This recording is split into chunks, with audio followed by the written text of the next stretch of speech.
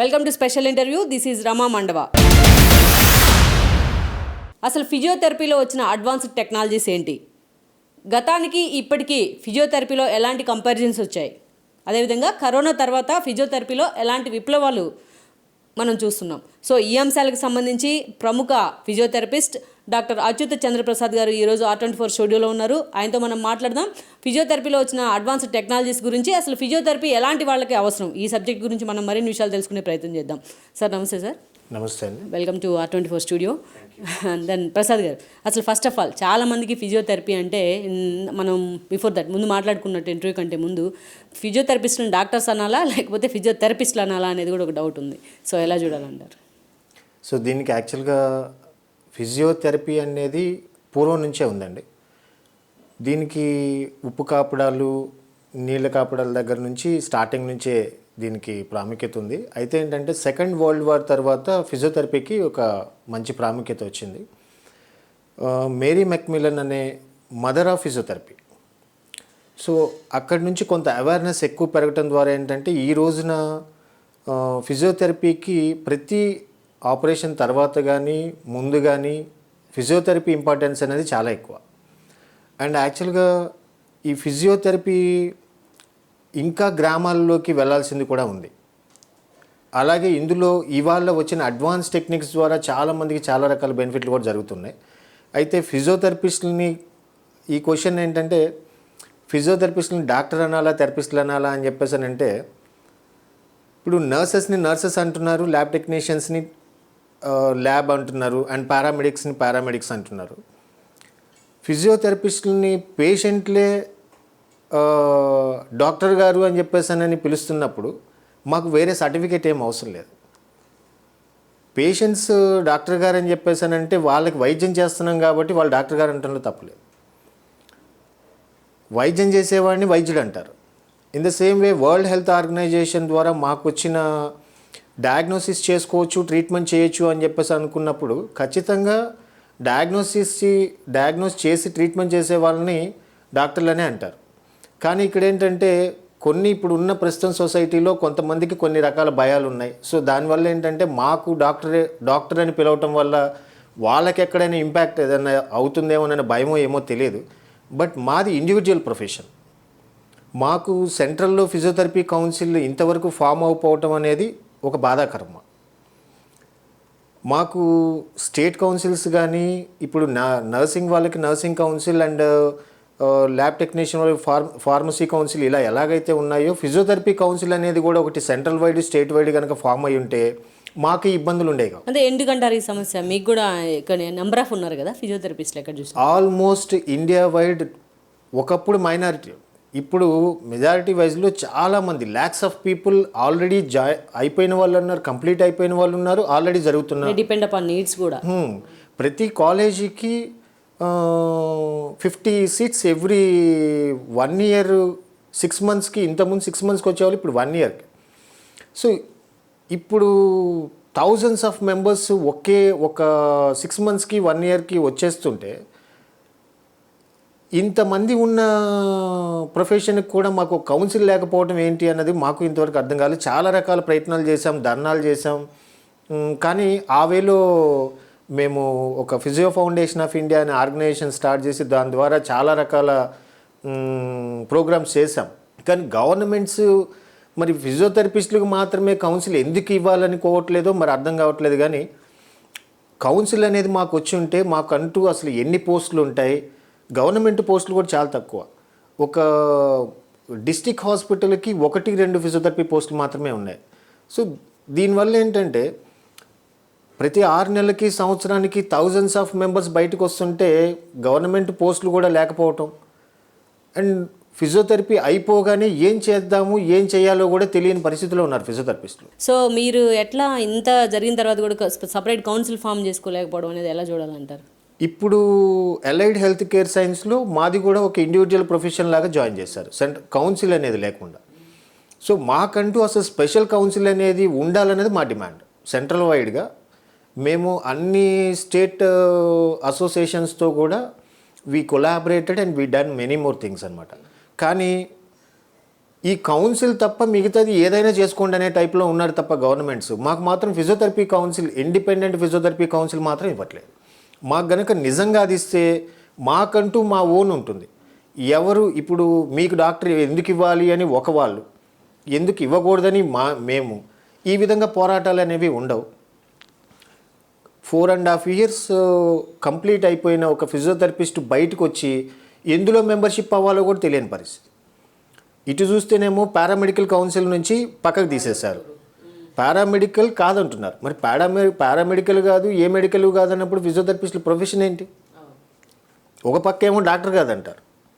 మేమేమో 4.5 years middle class, almost ఫిజియోథెరపిస్ట్ల families వచ్చి మిడిల్ క్లాస్ పీపుల్, ఆల్మోస్ట్ 80%. ఫిజియోథెరపిస్టులు ఇవి మా పిల్లోడు మా కూతురు పలానా డాక్టర్ కోర్స్ చదువుతుంది, ఆఫ్టర్ కోర్స్ బయటకు వచ్చేసిన తర్వాత తను ఏదో జాబ్ చేసి ఏదో రకంగా మాకు అప్పులు తీర్చేస్తారు, మాకంటూ ఒక సొంతంగా ఒక సపోర్టివ్గా ఫ్యామిలీకి నిలబడతారు అని తల్లిదండ్రులు ఆశ. తీరా బయటకు వచ్చేసిన తర్వాత ఫిజియోథెరపిస్టులకి క్లినిక్ పెట్టుకోవాలా, హాస్పిటల్లో జాబ్ చేయాలా, గవర్నమెంట్ జాబ్ మీద ఎలాగో స్కోప్ లేదు. అసోసియేట్ ఎవరికైనా అసోసియేట్ అయ్యి ఉండాలా, ఎక్కడ ఏం చేయాలో కూడా తెలియని పరిస్థితి.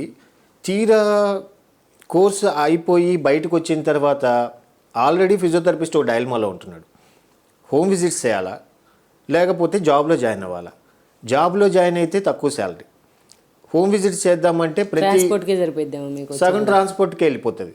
ఇప్పుడు ఎలా ఉంటుందండి, మినిమం ఒక 500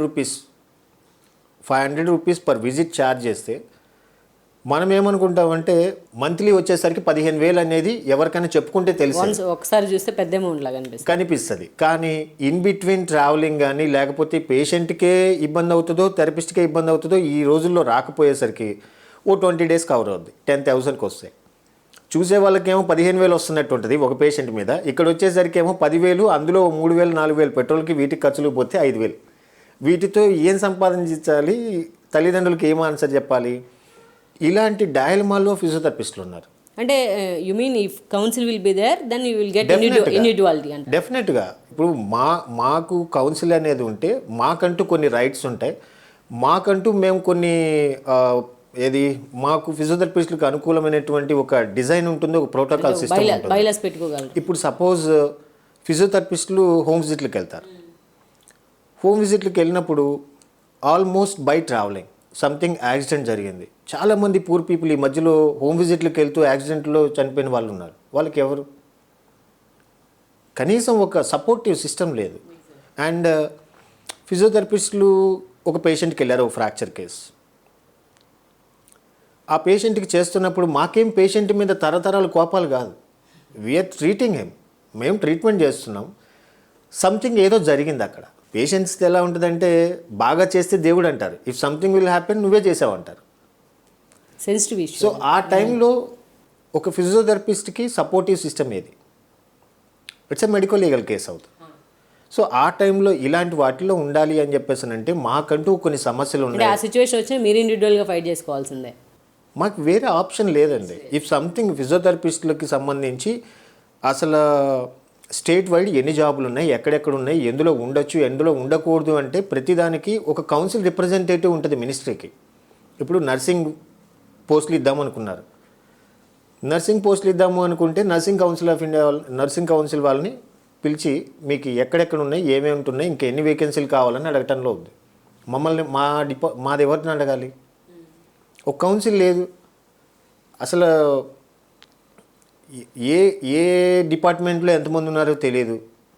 మాకంటూ ఫిజియోథెరపిస్టులకు సమస్యలు వస్తే ఎక్కడ రిప్రజెంటేషన్ ఇవ్వాలి తెలియదు. ఈ సిచ్యువేషన్లో ఫిజియోథెరపిస్టులు ఉన్నారు. మీకు మీరే ఒకరినొకరు ఓదార్చుకోవాలి, మాకు మేమే ఓదార్చుకోవాలి, మాకు మేమే సపోర్టివ్ సిస్టమ్ లాగా ఉండాలి. ఎవరైనా ఫిజియోథెరపిస్టులు చనిపోతే వాళ్ళకి మాకు మేమే కొంత సపోర్టివ్ చేసుకొని వాళ్ళ ఫ్యామిలీస్కి ఇవ్వాల్సిన పరిస్థితి.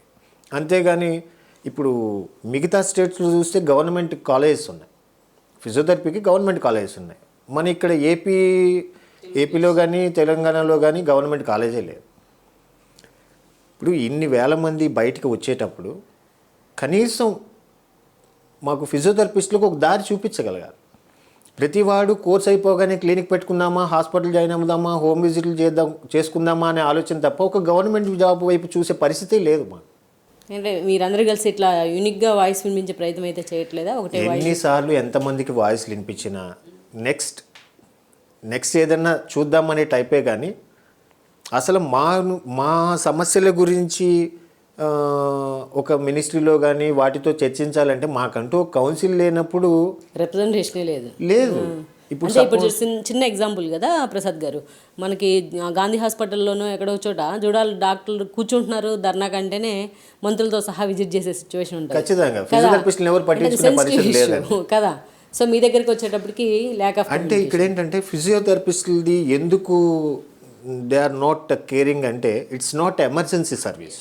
అంటే ఫిజియోథెరపిస్ట్ అనేవాళ్ళు లేకపోతే పేషెంట్కి ఏ ప్రాబ్లం లేదు కాబట్టి మా అన్ని లాంగ్ టర్మ్ కేసెస్ ట్రీట్ చేస్తాం కాబట్టి సో మా మీద అందుకని అంత ఇంపార్టెన్స్ లేదు, లైట్ తీసుకుంటున్నారు. సో దానివల్ల ఏంటంటే అట్లాంటప్పుడు ఏం చేయాలంటే ఫిజియోథెరపీ కాలేజీలని తగ్గించేసేసి 1, 4 పెట్టేసేసి ఇందులోనే చదవండి లేదంటే ఆపేసుకోండి అని చెప్పాలి.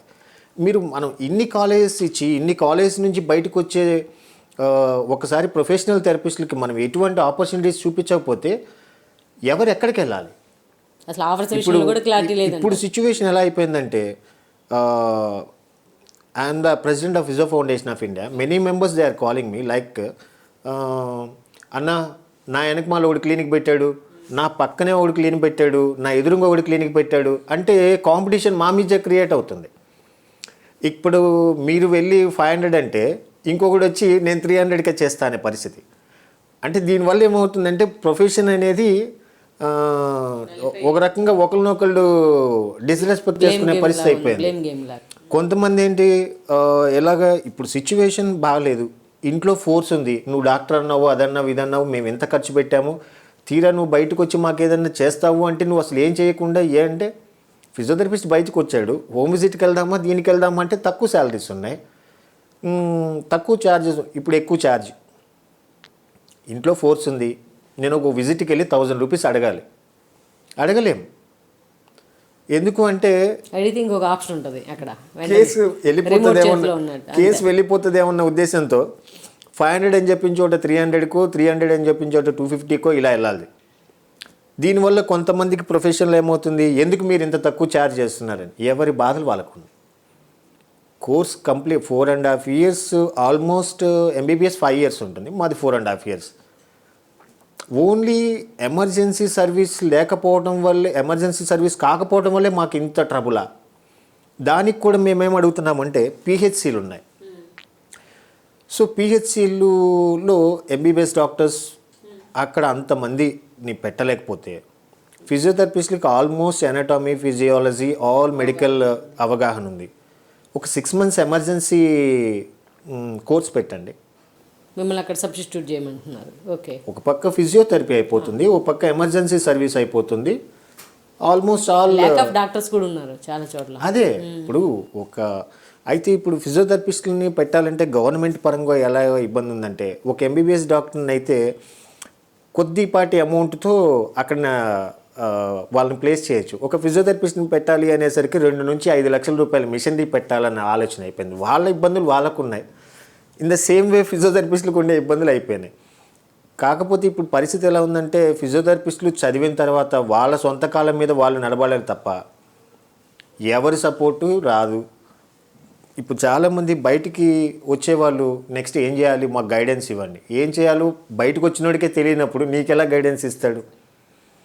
కొంతమంది కాలేజీలో లెక్చరర్స్ లాగా, కొంతమంది ఆల్మోస్ట్ ఒక 6 years బ్యాక్ చాలామంది ఫిజియోథెరపిస్టులు ఎటువంటి ఆపర్చునిటీస్ లేక వేరే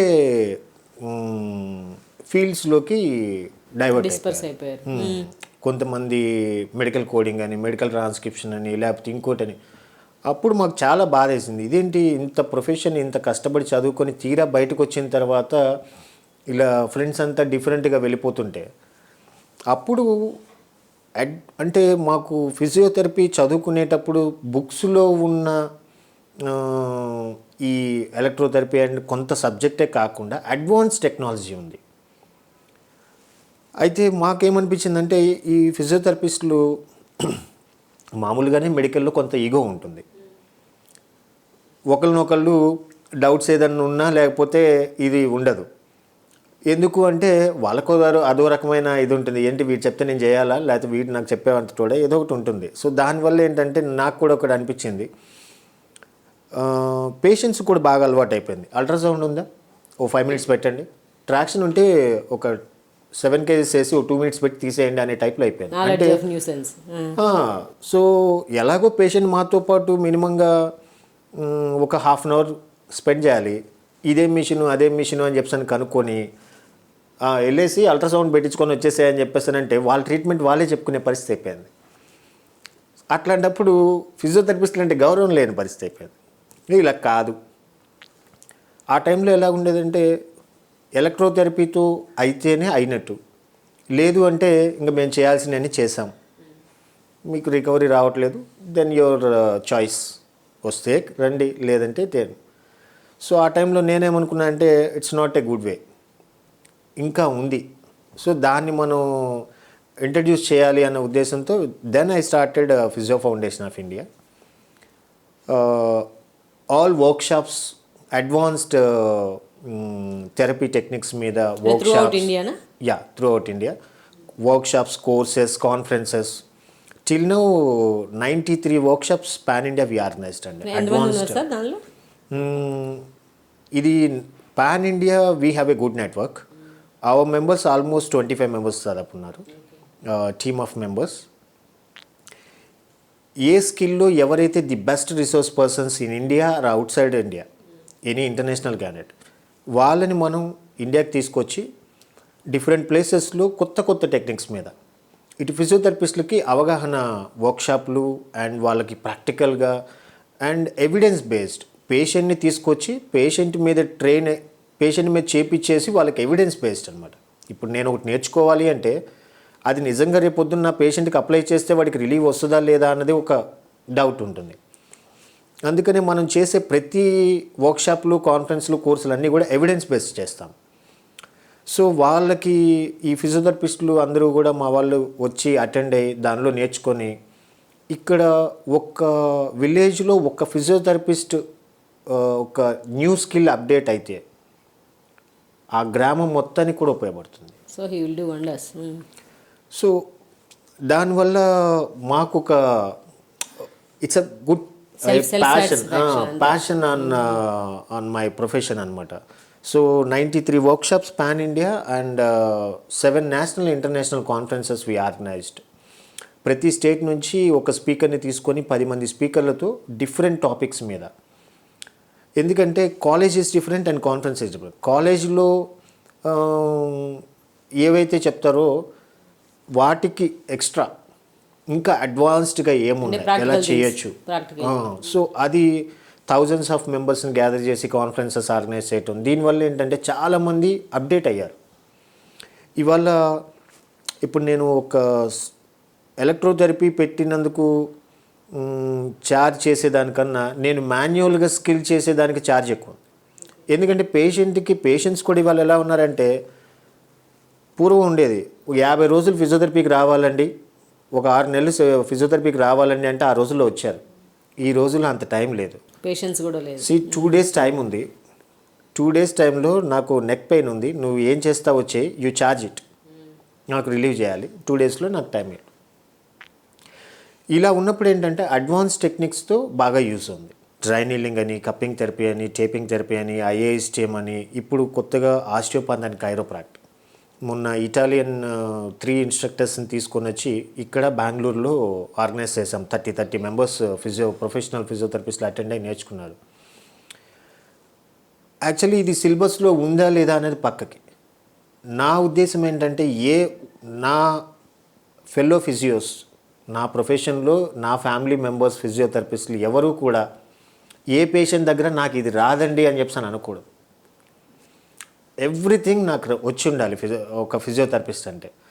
ఎందుకంటే మీ యువర్ సెల్ఫ్ ఇంట్రడ్యూస్డా న్యూ టెక్నాలజీస్ అన్నీ కూడా, అన్నీ న్యూ టెక్నిక్స్ అండి. కొత్తగా ఏవి టెక్నిక్స్ యూస్ఫుల్ ఉంటాయి, పెయిన్ రిలీవింగ్కే కానీ, స్పాజమ్ రిలీజింగే కానీ, లేకపోతే ఇటు స్ట్రోక్ పరంగా, స్పైనల్ కార్డ్ ఇంజురీలో, parkinsonism, delayed milestones and cerebral palsy, ఇలా ఆల్ మెడికల్ కండిషన్స్లో ఫిజియోథెరపీ రోల్ ఉన్న ఎందులో కూడా న్యూ అడ్వాన్స్ టెక్నిక్స్ ఎక్కడ ఉన్నాయి, ఆ రిసోర్స్ పర్సన్ ఎంత కాస్ట్ అయినా ఏమైనా సరే we will bring year. What about your new hope sir? మీకు ఆల్రెడీ ఉన్నట్టుంది. Yeah, new hope advance stroke and spine rehab care దోమలగూడలో with inpatient rehab centre we started అండి. We collaborated with Jagadamba hospital Ashok Nagar. టోటల్గా ఒక 30 బెడ్స్తో పెట్టాము. ఇక్కడ ఇన్పేషెంట్లకి ఈ stroke and spine and tracheostomy cases, all bed ridden cases, వాళ్ళకి మార్నింగ్ టు ఈవినింగ్ వరకు మినిమంగా 4 to 5 టైమ్స్ మాన్యువల్గా అండ్ ఎలక్ట్రికల్ థెరపీస్తో 4 to 5 టైమ్స్ సెషన్స్ ఉంటాయి physiotherapy and rehabilitation. Physiotherapist do that అన్న? ఫిజియోథెరపిస్ట్లే క్వాలిఫైడ్, ఆల్ క్వాలిఫైడ్ ఫిజియోథెరపిస్ట్ వాళ్ళే చేస్తారు. మా దగ్గర మొత్తం మల్టీ స్టేషనరీ జిమ్ అని, హార్నెస్ సిస్టమ్ అని, treadmills, all rehab materials, advanced rehab ఉంది. ఇక్కడ మార్నింగ్ టు ఈవినింగ్ ఫిజియోథెరపిస్టులు వర్క్ చేస్తారు. And in the same way ఇక్కడ ఏంటంటే పేషెంట్లకి ఎందుకు ఇన్నిసార్లు చేయాలి? సో ఇక్కడ ఎట్లా ఉంటుంది, ఒక పేషెంట్ ఉన్నారు, స్ట్రోక్ పేషెంట్. ఈ స్ట్రోక్ పేషెంట్ని హాస్పిటల్ అయిపోయిన తర్వాత కొద్దిమంది ఏం చెప్తున్నారంటే ఓ 15-20 డేస్ రీహాబ్లో ఉంచేసేసి మీరు ఇంటికి తీసుకెళ్ళిపోయేసి అక్కడ చేసేసుకోండి.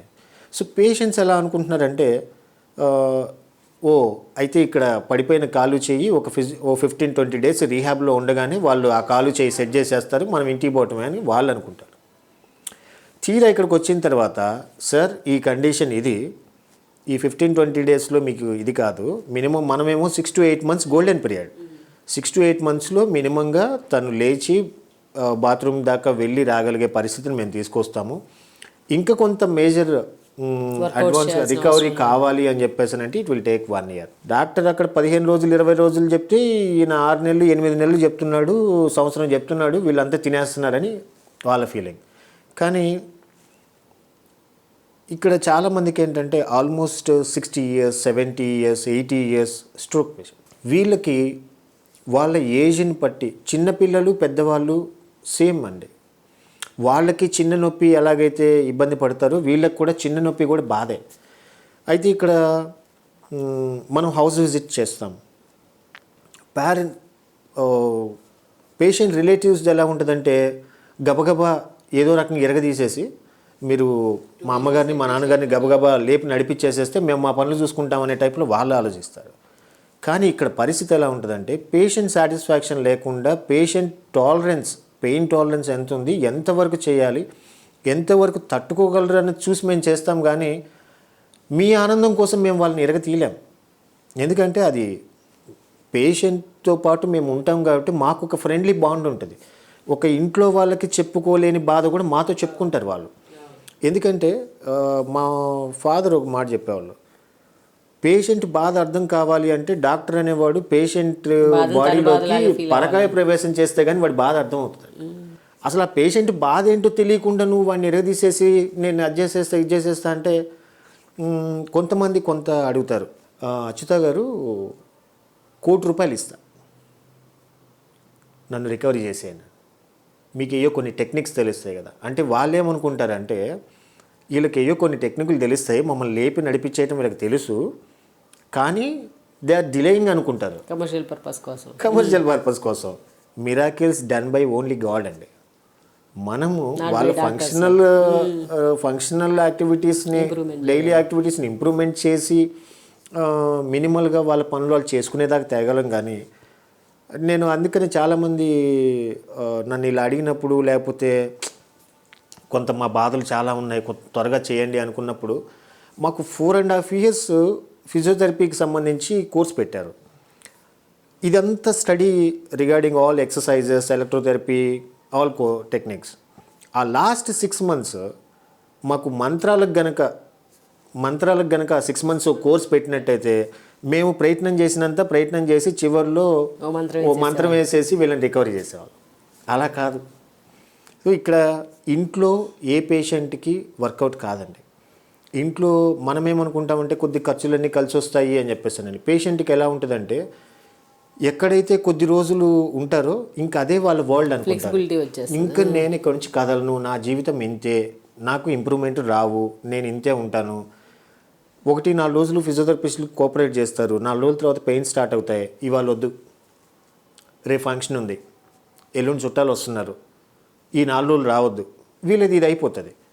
తీరా 1-2 నెలలు వచ్చిన తర్వాత ఈ మధ్యలో 2 నెలల్లో వీళ్ళు చేయించుకునేది 1 నెల రోజులే. 2 నెలలు వచ్చారండి, ఇంప్రూవ్మెంటే లేదు అంటారు. ఎక్కడి నుంచి తేవాలి? అదే ఈ మన ఇన్పేషెంట్ రీహాబ్ సెంటర్లో మార్నింగ్ టు టిల్ ఈవినింగ్ వరకు గ్యాప్ ఇచ్చి ఇప్పుడు ఒక ఫిజియోథెరపిస్ట్ ఇంటికి వెళ్తారు. మాకు ఈ ఒక్క పేషెంటే కాదు, వేరే పేషెంట్లు కూడా ఉంటారు. ఈ ఒక్క పేషెంట్కి ఆగి చేయాలి అంటే పేషెంట్కి అంత టైం లేదు, మాకు అంత టైం లేదు. సో దీనివల్ల ఉన్న టైంలో చేయటానికి అన్నీ మాకు మెటీరియల్స్ అన్నీ అవైలబిలిటీ ఉండవు. దీనివల్ల మాకు ఏమి ఇబ్బంది అవుతుందంటే గబగబా చేసేసి మేము వెళ్ళిపోవాలి. సో రిజల్ట్ కూడా అలాగే ఉంటుంది అంటారు. ఖచ్చితంగా. ఆబ్వియస్లీ. అదే రీహాబ్లో ఏంటంటే వాళ్ళకి మధ్యలో కొంత గ్యాప్ ఇచ్చి చేయటం వల్ల వాళ్ళకి ఇబ్బంది ఉండదు. అండ్ మాకు కావాల్సిన ఆల్ మెటీరియల్స్ ఎన్విరాన్మెంట్ కూడా ఎన్విరాన్మెంట్ చేంజ్ అవుతుంది. అండ్ ఇన్ ద సేమ్ వే జనాలు పేషెంట్స్తో కానీ పరిస్థితే కానీ ఇప్పుడు నా బాధ కన్నా మీ బాధ కొంచెం ఎక్కువ ఉందనుకోండి, ఐఎమ్ సాటిస్ఫైడ్, పర్వాలేదు, నేను అంత ప్రాబ్లం కాదు అనే టైప్లో ఉంటారు. అండ్ ఈ పేషెంట్స్తో ఇంట్లో ఉంటే ఏమవుతుందంటే వచ్చిన ప్రతి వాళ్ళు జాలి చూపించడం మొదలు పెడతారు. ఇంతకుముందు ఎవరు మాట్లాడేవాళ్ళు కాదు, ఇంతకుముందు ఎవరు మాట్లాడరు. ఇప్పుడు వచ్చేసి ఒకరికి బాగాలేదంట అనగానే వచ్చేవాడు పోయేవాడు అమ్మ బాగున్నావా అంటారు. ఓ ఇదేదో బాగానే ఉందనుకుంటాను కొంతమంది పేషెంట్స్ అనుకుంటారు. ఇక్కడ ఏంటంటే పేషెంట్ టు పేషెంట్ కమ్యూనికేషన్ ఉంటుంది, వాళ్ళతో ఎవరు మాట్లాడరు. లేదా ఇంట్లో పెట్టుకోవడం వల్ల ఏంటంటే వాళ్ళు అక్కడే ఉండిపోతారు. కంటిన్యూషన్ థెరపీ జరగదు. ఇవాళ మార్నింగ్ వచ్చాను, నేను చేశాను, మళ్ళీ రేపు మార్నింగ్ వచ్చేదాకా షీస్ అలోన్. తనకి ఎవరు ముట్టుకునే పరిస్థితి ఉండదు, మాట్లాడితే మాట్లాడతారు, తను చేయనివ్వదు. అదే రీహాబ్లో ఉండటం వల్ల ఏంటంటే ఇంకెలాగో కాసేపు అయితే వీళ్ళు వచ్చి నేను తీసుకెళ్తారు అనే టైప్లో రెడీ అయిపోతారు. అండ్ మిగతా పేషెంట్స్తో పాటుగా జరుగుతుంది కాబట్టి కొంత వాళ్ళకి జరిగిపోతుంది, మెంటల్గా కూడా ప్రిపేర్ అయిపోతారు. వాళ్ళకి మా దగ్గర కేర్ టేకర్స్ ఉంటారు. మార్నింగ్ బెడ్ బాత్ చేసేస్తారు. సివియర్లీ బెడ్రిడెన్ అయితే వాళ్ళని మ్యాక్సిమం లేపి వీల్ చైర్లో వేసుకొని కిందకి తీసుకొచ్చి ఓపీ రీహాబ్లో చేయించుకొని మళ్ళీ పైకి తీసుకురావటం. కొంచెం మొబిలిటీ ఉండాలి. అండ్ పేషెంట్స్కి ఎట్లా ఉంటుందంటే ముందుగానే పోయేసి ఇన్స్టెంట్గా కావాలి, ఎన్ని లక్షలైనా పర్లేదు, ముందు గబగబా రిలీఫ్ కావాలి, అలా జరగదండి. It will take time. And కొంతమంది ఏంటంటే నేనేం చెప్తా అంటే పేషెంట్ని పేషెంట్లా చూడాలి. నేను నార్మల్గా ఉన్నా కాబట్టి కొంచెం గబగబా నడు, ఇటుపక్కకు తిరుగు అటుపక్కకు తిరుగు అంటే పేషెంట్ అలా కాదు. ఒక్కసారి ప్రాబ్లం వచ్చిన తర్వాత పేషెంట్లో ఒక ఇన్సెక్యూర్ అండ్ ఒక భయం ఉంటుంది. 10 మంది పట్టుకోండి, వాళ్ళు ఎక్కడ పట్టుకున్నారో అదే వాళ్ళ బలం తప్ప మీరు ఎంతమంది పట్టుకున్నా వాళ్ళకి భయం ఉంటుంది.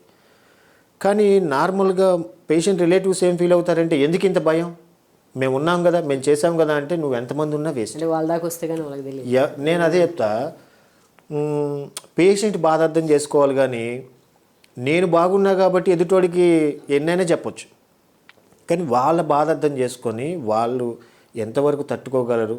మీకు రేపైనా ఎల్లుండైనా ఇంప్రూవ్మెంట్ రావాల్సింది ఉంటే అది వస్తుంది. కానీ ఫాస్ట్గా వచ్చి త్వరగా నీ పనులు జరిపేసుకోవడానికి పేషెంట్కి రికవరీస్ ఫాస్ట్గా రావాలి అంటే కష్టం. ఇవాళ మొన్న ఒక పేషెంట్కి ఒక కాల్ వచ్చింది, 77 ఇయర్స్ అండి, మా ఫాదర్ని ఎన్ని రోజుల్లో రికవరీ చేస్తారు, హీఈస్ రైట్ సైడ్ స్ట్రోక్ అన్నారు. ఎన్ని రోజుల్లో కాదు, ఎన్ని మంత్స్ అండి, ఎన్ని ఇయర్స్ అని అడగండి. 77 ఇయర్స్. ఆయన ఏదన్నా ఒక 40 బిలో ఏదైనా ఉంటే మనం ఏదన్నా ఎక్కువ స్పీడ్ రికవరీ ఉంటాయి, ఏజ్ కోఆపరేట్ చేస్తుంది, టాలరేట్ చేస్తారు, అన్నీ ఉంటాయి. 77 ఇయర్స్కి మనం ఎంత హార్డ్గా చేయగలమా అంటే ఓ పేషెంట్ని ఏడిపించుకుంటూ తట్టుకోవాలి కదా చేసిన. ఇప్పుడు మళ్ళీ అది కూడా ఇప్పుడు ఒకసారి జిమ్ జాయిన్ అయ్యామండి, అలవాటు లేదు, జిమ్ జాయిన్ అయ్యా, 4 రోజులు కొత్తగా ఉంటుంది. ఒక వారం తర్వాత బాడీ పెయిన్ స్టార్ట్ అవుతాయి, ఎక్కడెక్కడ పట్టేస్తాయి. అది కూడా కంటిన్యూ అయిన తర్వాత 2వ వారం నుంచి రిలీఫ్ అయిపోతుంది. In the same way A stroke patient అయినా ఏ ఫిజియోథెరపీ చేయించుకునే వాళ్ళు మన ఇది ఆల్ రీహాబ్ ఎక్సర్సైజ్ ఇవి చేయించుకునేటప్పుడు ఫస్ట్ స్ట్రోక్ వచ్చిన తర్వాత మన దగ్గరికి తీసుకొచ్చిన తర్వాత ఒక 1 వీక్ 10 డేస్ ఆర్ 15 డేస్ తర్వాత వాళ్ళకి రొటేషన్ ఆఫ్ ఎక్సర్సైజ్ కంటిన్యూస్గా జరగటం వల్ల కొంత బాడీ పెయిన్స్ ఫీవర్ అనేది కామన్. అది వచ్చి కొంచెం రిలాక్స్ అయిపోతారు, పెయిన్స్ అనేవి తగ్గుతాయి, దాన్ని ఆటోమేటిక్గా మనం తీసుకొని వస్తాం. ఫస్ట్ 15 డేస్ హ్యాపీగా ఉంటుంది వీళ్ళకి. ఇంకా చేయాలా, ఇంకో 4 సార్లు కూడా పర్లేదు చేయండి సార్ అంటారు. ఒకసారి ఫీవర్ బాడీ పెయిన్స్ వచ్చి మనిషి అడ్డం పడేసరికి ఎందుకు ఆయనకి మూడ్ లేదనుకుంటా, డల్ అయిపోయాడు, ఫీవర్ వచ్చేసింది, ఇప్పుడు ఎట్లా అంటే ఆయనకు బాధలో ఉంటేనేమో వీళ్ళు జాలి చూపిస్తారు, లేదు అంటే ఇరగదీయటమే. ఏజ్ని వాళ్ళకు కూడా ఏంటంటే ఒక ఓల్డ్ ఏజ్ ఇది ఉన్నప్పుడు టాలరెన్స్ తక్కువ ఉంటుంది, ఆస్టియోపోరోటిక్ కండిషన్స్ ఉంటాయి, మనం ఇష్టమైనది చేయలేం. కానీ ఒక రోజు లేట్ అయినా వాళ్ళంతటా వాళ్ళకి వాళ్ళు ఏమంటారంటే నా ఏజ్ గుర్తుపెట్టుకో, నా ఏజ్కి తగ్గట్టుగా చేయండి, మీరు ఫోర్స్ చేయొద్దు అనే టైప్లో వాళ్ళు ఉంటారు. మనం వాళ్ళకు అనుకూలంగా చేయాలి. నేను ఎప్పుడు కూడా పేషెంట్స్కే సపోర్ట్ ఉంటాను తప్ప పేషెంట్ ఇంట్లో వాళ్ళు ఎవరు ఎన్ని విధాలుగా మనం ఫోర్స్ చేసినా కానీ అసలు చేయమని. దెన్ ప్రసాద్ గారు, ఒకసారి థెరపీ ఇష్యూస్ గురించి మనం మాట్లాడదాం. ఇందాక మీరు మాట్లాడితే 2వ ప్రపంచ యుద్ధం తర్వాతే ఫిజియోథెరపీకి అంత డిమాండ్ ఏర్పడిందని ఎలా లింక్ చేస్తారు ఈ రెండింటిని? అప్పటికన్నా ఇప్పుడు అడ్వాన్స్డ్ అండ్ ఫిజియోథెరపీ అవేర్నెస్ కూడా బాగా పెరిగిందండి. నేను హైదరాబాద్ వచ్చినప్పుడు ఫిజియోథెరపిస్టులకు అసలు వేకెన్సీలే లేవు. ఆల్రెడీ ఎవరైతే కొంతమంది ఫెయిల్ అయిపోయింది సీనియారిటీ ఉన్నారో వాళ్ళు ఎక్కడెక్కడో కొన్ని సర్టిఫికేట్, నేను ఆల్మోస్ట్ 500 హాస్పిటల్స్ తిరిగాండి, రెజ్యూమ్స్ ఇచ్చాను. ప్రతి చోట 3 మంత్స్ చేయండి ఎక్స్పీరియన్స్ సర్టిఫికేట్ ఇస్తామనే వాళ్ళు తప్ప రూపాయి ఇస్తామనే వాళ్ళు కనపడలేదు. అండ్ ఏ పేపర్ అడిగినా, ఏ పేపర్ చూసినా, ఏ పేపర్లో కూడా 2 చోట్ల కనపడేది. ఒకటి Australia, physiotherapy in Australia, physiotherapy in US. ఇంకెక్కడ ఫిజియోథెరపీ అనే వర్డే కనపడేది కాదు. అండ్ ఎవరిని ఎంత అడిగినా కానీ ఏంటి బాబు ఫిజియోథెరపీ అనగానే మేము మొదలు పెట్టాల్సి వచ్చేది. కానీ ఇప్పుడు అడ్వాన్స్డ్గా ఉంది. ఎవరైతే అడ్వాన్స్ టెక్నిక్స్ నేర్చుకొని వాళ్ళు ఉన్నారో కూడా పేషెంట్లే వెళ్ళి డైరెక్ట్గా మీకు టేపింగ్ థెరపీ వచ్చా, కప్పింగ్ థెరపీ వచ్చా, పలానా కండిషన్ అనగానే ఫిజియోథెరపీకి అవేర్నెస్ పెరిగిందండి పేషెంట్స్లో, చాలా అవేర్నెస్ పెరిగింది. అండ్ ఇక్కడ దీర్ఘకాలిక రోగి జూనియర్ డాక్టర్తో సమానం అన్నట్టు ఫిజియోథెరపీని అనుభవించి అంత తెలుసుకొని ఉన్న వాళ్ళు వీళ్ళే సగం మంది. మాకు డాక్టర్స్ రిఫరెన్స్ కన్నా పేషెంట్ రిఫరెన్స్లే ఎక్కువ ఉంటాయండి. ఒక పేషెంట్కి మా దగ్గర back pain, neck pain, or shoulder pain, or knee joint pains, లేకపోతే స్ట్రోక్ నుంచో, స్పైనల్ కార్డ్ ఇంజరీ నుంచో బయటపడ్డా, మా న్యూ హోప్ బ్రాండింగ్ కూడా అదే. ఒక్క పేషెంట్ని కనుక మనం రికవరీ చేసి వదిలిపెడితే వాళ్ళే 10 మెంబర్స్ని పంపించగలరు. అంతేగాని ఒక పేషెంట్ని జీవితాంతం మనం అలా పెట్టుకొని ఉంటే పక్కన ఉన్న వాళ్ళు కూడా ఎవరు రారు.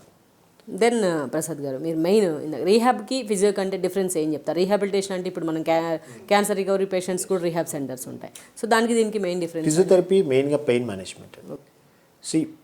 పెయిన్ కండిషన్స్ ఏవైతే ఈ పెయిన్ కండిషన్స్, షోల్డర్ పెయిన్ కానీ, రూమటాయిడ్ ఆర్థరైటిస్, ఆస్టియో ఆర్థరైటిస్, లేకపోతే సర్వైకల్ స్పాండిలైటిస్ కానీ, లంబార్ స్పాండిలైటిస్ కానీ, వీటన్నిటిలో కూడా physiotherapy pain management and exercises for neck, shoulder, back, దీని ద్వారా మనం రిలీజ్ చేసుకోవచ్చు. Rehabilitation is a separate part అన్నమాట. ఇప్పుడు ఒక స్ట్రోక్ పేషెంట్ ఉన్నాడు, సో అతన్ని ఫంక్షనల్ యాక్టివిటీస్లోకి తీసుకురావాలి, అంటే అతని డైలీ యాక్టివిటీస్. సో స్ట్రోక్ వచ్చిన ప్రతి పేషెంట్ వాళ్ళు కొంతమంది ఏమనుకుంటారంటే పర్మనెంట్గా రికవరీ రాదండి. తను కంప్లీట్గా బెడ్ రిడన్లో ఉన్నవాడు తనంతటి తాను కూర్చొని, నిలబడి, ఒక stick or walker or frame whatever it is తీసుకొని తన బాత్రూమ్కి వెళ్ళి రాగలిగే పరిస్థితుల దాకా రీహాబ్ అంతా కూడా ఫంక్షనల్ యాక్టివిటీస్ ఎక్కువ ఉంటాయండి. అంటే ఒక బెడ్ రిడన్లో ఉన్న పేషెంట్ని ఎలా తనంతటి తాను తీసుకురాగలం. And cerebral palsy, different types of cerebral palsy పిల్లలు ఉంటారు, వాళ్ళకి ఎలాగ అట్లీస్ట్ వాళ్ళంతటి వాళ్ళు లేవగలగాలి, కూర్చోగలగాలి, ఇలాగ వీళ్ళకేంటంటే కొంత కంటిన్యూస్ థెరపీ జరగటం వల్ల సెరిబ్రల్ పాలసీలో మీకు ఇది కూడా ఉంటుంది కదా, బ్రెయిన్ అంత షార్ప్గా లేకపోవడం అట్లాంటి పేషెంట్స్ కూడా ఉంటారు కదా. ఆల్మోస్ట్ బెడ్ రిడన్ పేషెంట్స్ కూడా ఉంటారండి. కానీ ఏంటంటే ఫిజికల్ యాక్టివిటీ అనేది జరగకపోతే హార్ట్ కూడా వర్క్ చేయదు.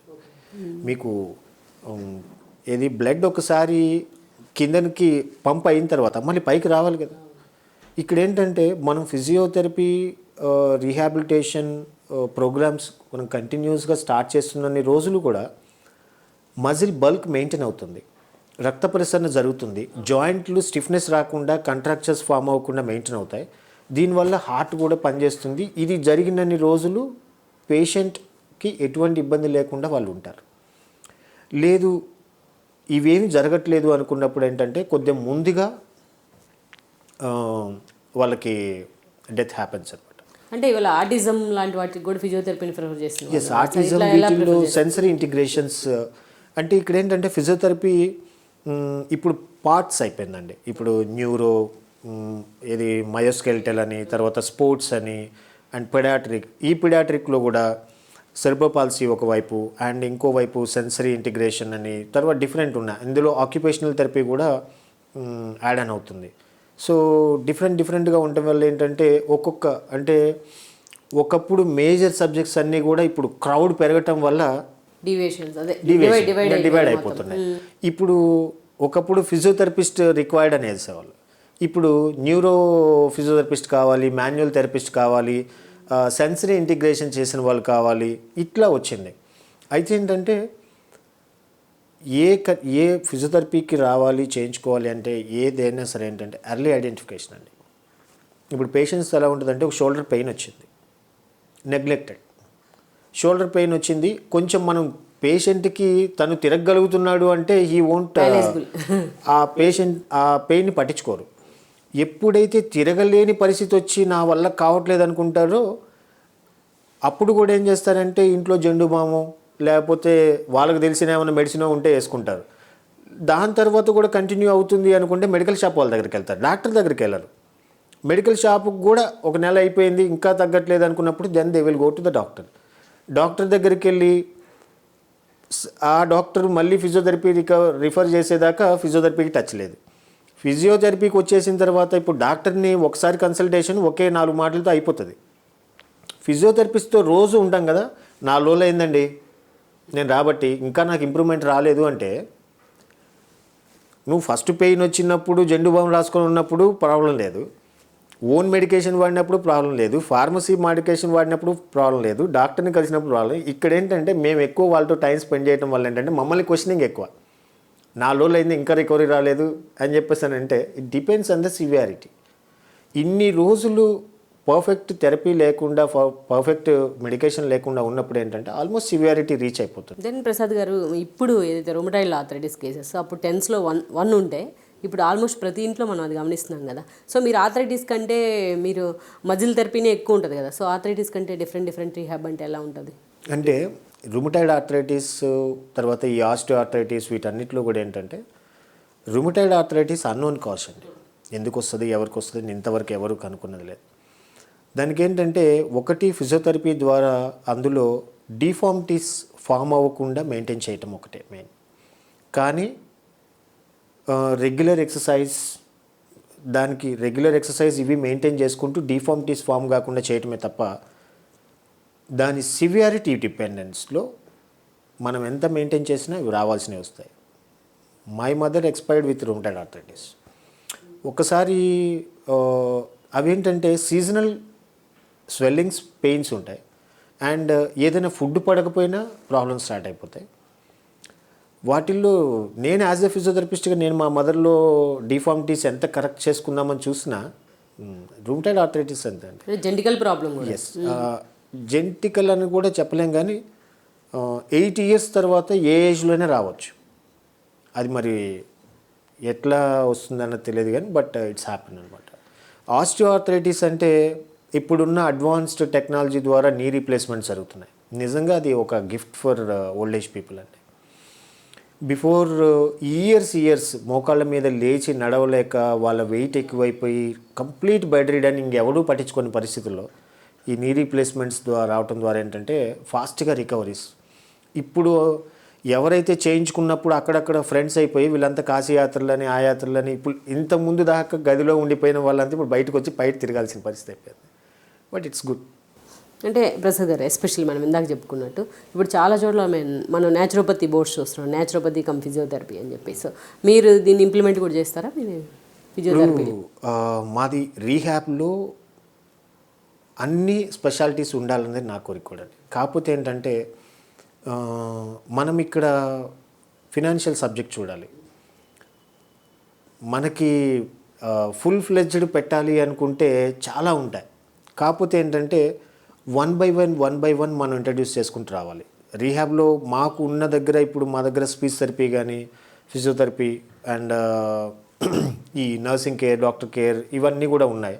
మా దగ్గర కూడా ఏంటంటే ఈ న్యాచురోపతి కానీ అండ్ ఈ పేషెంట్స్కి ఆఫ్టర్ ట్రీట్మెంట్ కొంత వాళ్ళకి మసాజ్ థెరపీ కూడా కావాలి. ఎందుకంటే కంటిన్యూస్గా చేయటం వల్ల ఏంటంటే వాళ్ళు కూడా బాగా స్ట్రెయిన్ అయిపోతారు.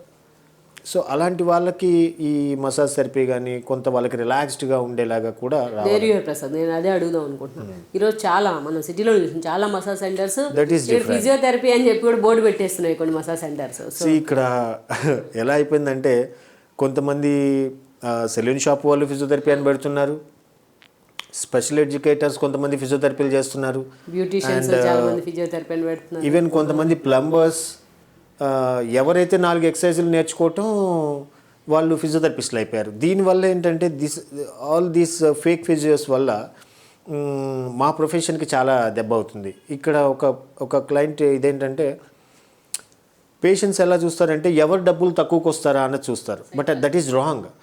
ఒక ఫిజియోథెరపిస్ట్ 500,000 అడిగాడని ఒక 100 రూపాయలు అడిగిన వాడిని నువ్వు పిలిచినప్పుడు he is a qualified physiotherapist or not అన్నది మీకు తెలియపోతే అతను ఆ వృష్టికి చేస్తూ వృష్టి రగ్గొట్టారు. దెన్ అతన్ని పట్టుకొని అడిగితే అప్పుడు నేను ఒక చోట ఎవరి దగ్గర పని చేశాను నేర్చుకున్నాను, మరి మీరు 100 రూపాయలు అడిగినప్పుడు నన్ను క్వశ్చన్ చేయలేదు కదా అని వీడే రివర్స్ క్వశ్చన్ అడిగే పరిస్థితుంది. ఇక్కడ ఏంటంటే ₹1 పోయినా పర్లేదు అంటే ఇక్కడ 2 అయిపోయింది. ఆల్రెడీ ఫ్రాక్చర్ అయిపోయిన వృష్టిని మళ్ళీ ఫ్రాక్చర్ చేశాడు. సో అలా కాకుండా క్వాలిఫైడ్ వాళ్ళతో కనుక వెళ్తే రికవరీస్ బాగుంటాయి. అంటే ఇవాళ మరి స్పెషల్గా మీరు ఫిజియోథెరపీలో అడ్వాన్స్డ్ టెక్నాలజీస్ అంటే ఏమేమి చెప్తారు? ఫిజియోథెరపీలో అడ్వాన్స్ టెక్నిక్స్ కప్పింగ్ థెరపీ ఉంది, electrotherapy always it's good, manual therapy కానీ ఆస్టియోపాత్ కైరోప్రాక్ట్ కానీ dry needling and taping, IASTM and muscle energetic techniques అని, తర్వాత మయోఫేషియల్ రిలీజింగ్ టెక్నిక్స్ అని, థెరాబాండ్ యాక్టివిటీస్ అని చాలా ఇది న్యూరో డెవలప్మెంటల్ థెరపీ అని చాలా డిఫరెంట్గా వచ్చున్నాయి. కాకపోతే ఏంటంటే ఇవన్నీ ఫిజియోథెరపిస్టుల్లో కూడా ఏంటంటే ఒకటి మాది టైం బేస్డ్ ఉంటుంది. ఈరోజు వెళ్ళి ఈ వర్క్షాప్కి అటెండ్ అయ్యే కన్నా ఈ 4 పేషెంట్లు చేసుకుంటే నాకు ₹1 వస్తుంది అనే టైప్ కూడా అయిపోయింది. ఇక్కడ almost all cerebral palsy and stroke patients మీద మాకు ఎక్కువ టైం స్పెండింగ్ ఉంటుంది. సో దానివల్ల ఏంటంటే కొంత వాళ్ళకి ఈవెన్ సండేస్ కూడా వాళ్ళకి ఏదో ఒక వర్క్లు ఉంటూనే ఉంటాయి. దానివల్ల కూడా ఏంటంటే కొంత అటెండ్ కాలేని పరిస్థితి. But compare to starting days ఇప్పుడు చాలా అడ్వాన్స్డ్గా ఫిజియోస్ బాగా వర్క్ చేస్తున్నారు అండ్ వాళ్ళ ఎర్నింగ్స్ కూడా పెరిగాయి. ఇప్పుడు ఇంతకుముందు ఎలా ఉండేదంటే ఒక పేషెంట్ని సాటిస్ఫై చేయడం కోసం ఆల్ మిషన్స్ పెట్టాల్సి వచ్చేది. ఇప్పుడు అలా లేదు. అడ్వాన్స్ టెక్నిక్స్ని బట్టి ఛార్జెస్ అయిపోయినాయి. దానివల్ల ఐఎమ్ ఫీలింగ్ వెరీ హ్యాపీ అనమాట. మీకు డ్రై నీలింగ్ కావాలా ఇది ఛార్జ్, టేపింగ్ కావాలా ఇది ఛార్జ్. సో దీనివల్ల ఏంటంటే పేషెంట్కి కావాల్సిన సెలెక్ట్ చేసుకుంటారు.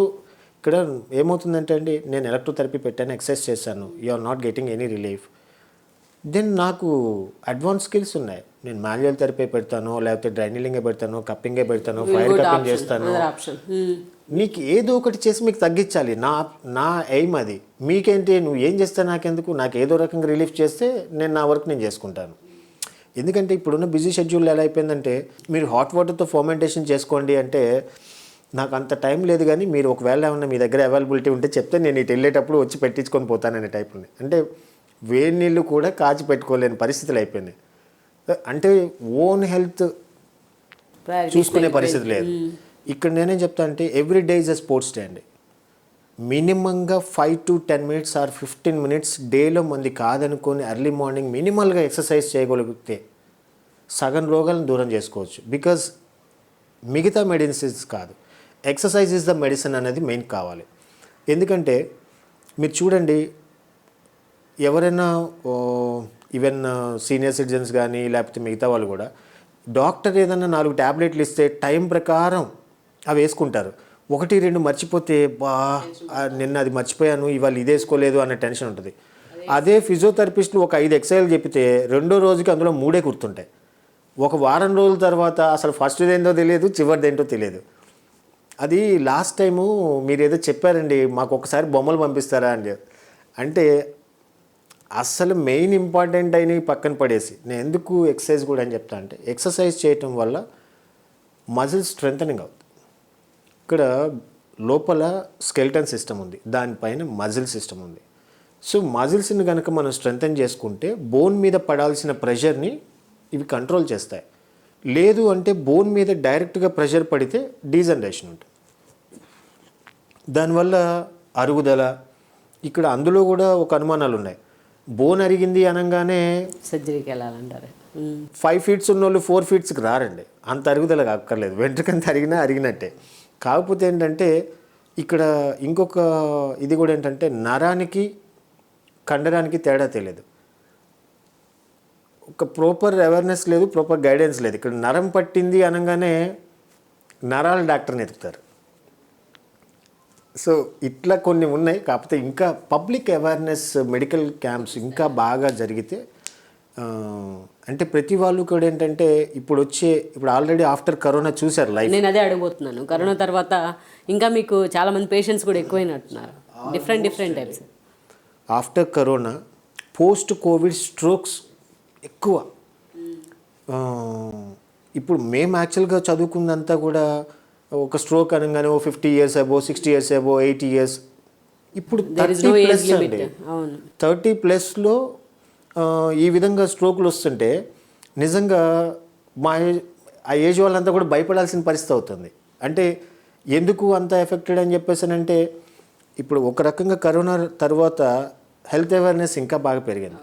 కాకపోతే దీన్ని లాంగ్ లైఫ్ కొంత కంట్రోల్డ్గా మెయింటైన్ చేస్తే ఎవ్రీవన్ ఈజ్ గుడ్. లేదంటే కనుక same type of issues face చేయాల్సి వస్తుంది. అంటే సార్ ఎస్పెషల్లీ కరోనా తర్వాత మాకు మరి ఈ జనరేషన్కి వర్క్ ఫ్రమ్ హోమ్ ఎక్కువైంది, ఎప్పుడు సిస్టమ్ చూస్తా కూర్చోవడమో ఇంకోటో. సో ఇలాంటి పేషెంట్స్ ఇప్పుడు ఎక్కువ అవుతున్నారు కదా, సో వాళ్ళకి మీరు ఇచ్చే సలహా ఏంటి? నేను అందుకనే చెప్పేది, every day is a sports day. Without warmup స్పోర్ట్స్కి ఎలా అయితే వెళ్ళలేమో, మీరు ఏ పని చేయాలన్నా చేయకూడదు అనుకున్నా కానీ ఎర్లీ మార్నింగ్ మినిమంగా 15 to 20 times నాది కాదనుకొని ఎక్సర్సైజ్కి ఇవ్వండి. దట్ డే ఫుల్గా మీరు యాక్టివ్గా ఉంటారు, ఎనర్జెటిక్గా ఉంటారు. మీరు మార్నింగ్ ఏదో లేట్గా లేచి గబగబా స్నానాలు కానీ ఇచ్చేసి గబగబా వర్క్లోకి వెళ్ళిపోయి మళ్ళీ సాయంత్రం లేట్ నైట్ దాకా వర్క్ చేసి పడుకోవటం వల్ల ఏంటంటే ఫ్రిడ్జ్ అయిపోతాయి ఎక్కడెక్కడ. ఇంకా మీకు ఎనర్జెటిక్ యాక్టివిటీస్ ఏమి ఉండవండి. నెక్స్ట్ డే లేచేసరికి మనం వర్క్లో ఉండగానే మత్తుగా ఉంటుంది, బడలికగా ఉంటుంది. దీనివల్ల ఇది ఎక్కువసేపు సెడెంటరీ లైఫ్లో చాలా ఇష్యూస్ ఉంటాయి. ఇప్పుడు ఈ సాఫ్ట్వేర్ ఇవి తీసుకుందాం, వాళ్ళకి ఎర్గనామిక్ క్లాసెస్ కూడా జరుగుతాయి. ఇలానే కూర్చోవాలి, ఇలానే పెట్టుకోవాలని. ఇలా స్టార్టింగ్ ఉంటారు, ఒక్క 10 minutes అయిపోయిన తర్వాత వీళ్ళు ఏ రకరకాల పొజిషన్లోకి వెళ్తారో కూడా తెలియదు. ఎందుకంటే వాళ్ళ ప్రాజెక్ట్లో టార్గెటెడ్ ఉంటారు. ఎక్కడైతే ఏదైతే పొజిషన్స్లో పెడుతున్నారో ఆ మజిల్ క్రాంప్స్ కానీ లేకపోతే cervical issues and scapular issues, ఇవన్నీ షోల్డర్ ఇష్యూస్ ఇవన్నీ వస్తాయి. దెన్ అప్పుడు ఇక్కడ ప్రాజెక్ట్ వర్క్ చేయాలో అర్థం కాదు, ఈ పెయిన్స్ చూసుకోవాలో అర్థం కాదు. దీనికన్నా ఎవ్రీ 1 hourకి minimal neck exercise, back exercise, ఒకసారి వాక్ చేసుకోగలిగితే చాలా బాగుంటుంది. అయితే వాళ్ళు అనుకోవచ్చు, మీది కాదు కాబట్టి మీరు ఏమైనా చెప్తారు, మా ప్రాబ్లమ్స్ మీకు తెలియదు. కరెక్టే. రేపొద్దున అసలు ప్రాబ్లం వచ్చిన తర్వాత టోటల్గా బెడ్లో పడుకొని ఉంటే కష్టం. ఈరోజు ఎవరైతే బాగా డ్రింక్ చేస్తున్నప్పుడు ఇంట్లో వైఫ్లు చెప్తారు, ఎందుకండి అలా తాగుతారు, అలా తాకండి ప్లీజ్, నువ్వెవరు నాకు చెప్పేంత దానివా అని చెప్పేసి ఈరోజు అంటారు. రేపొద్దున బెడ్లో పడుకొని stroke or something issue happened, బెడ్లో పడుకున్నప్పుడు వీళ్ళని అడిగి ఏమన్నా సర్వీస్ చేయించుకోవాలంటే వీళ్ళకి మొహమాటం అయిపోతుంది. ఒక పేషెంట్ ఒకటే చెప్పారు, ప్రసాద్ గారు ఒకటే, నాకు మా వైఫ్ని ఏం అడగకుండా నా అంతటి నేను అన్ని పనులు చేసుకునేలాగా నన్ను తయారు చేయండి అంటారు. సో అంటే రివోల్ట్ ఇంపాసిబుల్ అది. అవును. సో అందుకని ఏంటంటే ఎప్పుడైతే యంగ్ స్టేజ్లో అంటే ఒక మంచి యాక్టివ్ స్టేజ్లో ఉన్నామో డైట్ ఆర్ హ్యాబిట్స్ ఏవైనా కానీ కంట్రోల్డ్గా మెయింటైన్ చేసుకోగలిగితే, ఇక్కడ చాలామందికి కొంత కంపారిజన్ కూడా ఎలాగ ఉంటుందంటే, నాకన్నా అవతలోడు బాగా ఎక్కువ తాగుతాడు కాబట్టి ఏదైనా వస్తే వాడికి వస్తే తర్వాత నేను చూసుకుందాం అనుకుంటారు. ఎవరికి ఎప్పుడు ఏ సిచ్యువేషన్ హ్యాపెండో తెలియదు. సో దానికోసం ఏంటంటే హెల్త్ని కనుక మనం ఇది దాని మీద అశ్రద్ధ కనుక చేస్తే ఖచ్చితంగా ఎఫెక్ట్స్ ఉంటాయి. అంటే ప్రసాద్ మీరు మాట్లాడుతూ డైట్ అన్నారు. చిన్నప్పటి నుంచి మనం మట్లాడుకునే వాళ్ళం, ఎండలో తిరిగే వాళ్ళం. సో డి విటమిన్, కాల్షియం అది మనకి ప్రాబ్లం ఉండేది కాదు. ఈరోజు నిద్రలేసిన దగ్గర నుంచి ఉరుకులు పరుగుల జీవితంలో కనీసం ఎండ కూడా మన మొహానికి తగలట్లేదు. మనం ఎండను చూసి ఎన్ని సంవత్సరాల్లో అవుతుంది అనిపిస్తుంది. సో ఇవి కదా ఇట్స్ లీడ్స్ టు సమ్వేర్. ఒకటేంటంటే ఇవాళ హెల్త్ ఇష్యూస్ మెయిన్గా ఉన్నది డైట్లోనేనండి. సరైన డైట్, సరైన టైం లేకపోవటం. ఇంట్లో ఫుడ్ కన్నా అవుట్ సైడ్ ఫుడ్ మీద ఎక్కువ. ఇవాళ సండే వస్తే ఒక్క హోటల్లో ఒక చైర్ మిగిలే పరిస్థితి లేదు. ఈవెన్ పాండమిక్ పీరియడ్లో కూడా అఫ్ కోర్స్ ఖచ్చితంగా. ఎందుకంటే అది కానీ ఇవాళ మనం తీసుకునే ఫుడ్ ఒరిజినల్ పక్కా అని చెప్పేసానని ఒకప్పుడు. ఇవాళ నేను చాలామంది పేషెంట్స్లో చూసేది ఏంటంటే 80 years 90 years ఇప్పుడున్న వాళ్ళు ఎంత యంగ్గా ఉన్నారంటే ఇప్పటికీ స్టిల్ స్ట్రైట్గా నడుస్తారు. వాళ్ళకి ఏ నొప్పులు లేవు, ఏమీ లేవు. వాళ్ళు చేస్తారు, మా అమ్మాయికి నొప్పులు ఉన్నాయి, మా అబ్బాయికి కాళ్ళ నొప్పులు, ఆ నొప్పులు, ఈ నొప్పులు అని చూస్తారు. కానీ వీళ్ళు హ్యాపీగా ఉన్నారు. ఎందుకు అని చెప్పేసానంటే ఆ రోజుల్లో వాళ్ళు పడ్డ కష్టం, వాళ్ళు తిన్న తిండి అంత ఒరిజినాలిటీ. వాళ్ళు ఇది మట్టి పెడ్డలు తిన్నా అరిగించుకునేవాళ్ళంట. కానీ ఇప్పుడున్నది సాయంత్రం అయితే పానీపూరి, గట్టిగా మట్టి వాసన చూస్తేనే వాళ్ళ ఎలర్జీ వచ్చేస్తుంది. ఇవాళ ఫీవర్ వస్తే ఇమ్మీడియట్గా హాస్పిటల్కి వెళ్ళి సెలైన్ పెట్టుకొని బతకలేని పరిస్థితి అయిపోయింది. ఇక్కడ ఫీమేల్స్లో కూడా ఏంటంటే చాలామంది చాలా తెల్లగా ఉన్నానని వాళ్ళు ఫీల్ అవుతున్నారు. బట్ ఏంటంటే హీమోగ్లోబిన్ పర్సంటేజ్ చాలా తగ్గిపోయింది, పేల్ కలర్ వచ్చేసింది. కానీ వాళ్ళు ఏమనుకుంటున్నారంటే, అంటే వాళ్ళకి ఇప్పుడు తెలియట్లేదు, వాళ్ళు ఏమనుకుంటారంటే ఏదొస్తే నాకెందుకు తెల్లగా ఉన్నా కాబట్టి అన్ని కలర్ఫుల్ డ్రెస్సెస్ నాకు సూట్ అవుతాయి అనుకునేది వాళ్ళు అనుకుంటున్నారు. కానీ రేపు పొద్దున ఈ డైట్ని లిమిట్ చేయటం వల్ల, సరైన పౌష్టికాహారం తీసుకోకపోవటం వల్ల ఈ హీమోగ్లోబిన్ పర్సంటేజ్లు పడిపోయి రకరకాల ఇష్యూస్, అండ్ ప్రెగ్నెన్సీ టైంలో అయితే ఇంకా మరీ భయంకరమైన ఇష్యూస్ ఉంటాయి. కానీ ఇక్కడ ఒకటే డైట్ ఎంత ఇంపార్టెంటో in the same way physical activity అండి. ఈ రెండు కంబైన్డ్ లేకుండా వేస్ట్. ఒకటి సెడెంటరీ జాబ్లు అందరూ కూడా ఏంటంటే మినిమంగా వాళ్ళు హెల్త్ బాగుండాలి అనుకుంటే ఎక్సర్సైజ్ మీద కాన్సన్ట్రేట్ చేయాల్సిందే, లేకపోతే కనుక ఫర్దర్ చాలా ఇష్యూస్ ఉంటాయి. సో థ్యాంక్ యూ ప్రసాద్ గారు. థ్యాంక్ యూ సో మచ్ అండి. ఫిజియో గురించి మీ అమూల్యమైన సలహాలు మాకు అందించేందుకు మా స్టూడియోకి వచ్చి థ్యాంక్ యూ వెరీ మచ్. ఇది ఇవాళ స్పెషల్ ఇంటర్వ్యూ ప్రసాద్ గారితో. మరో ఇంటర్వ్యూలో మళ్ళీ కలుద్దాం. Stay tune with R24. This is Rama signing off.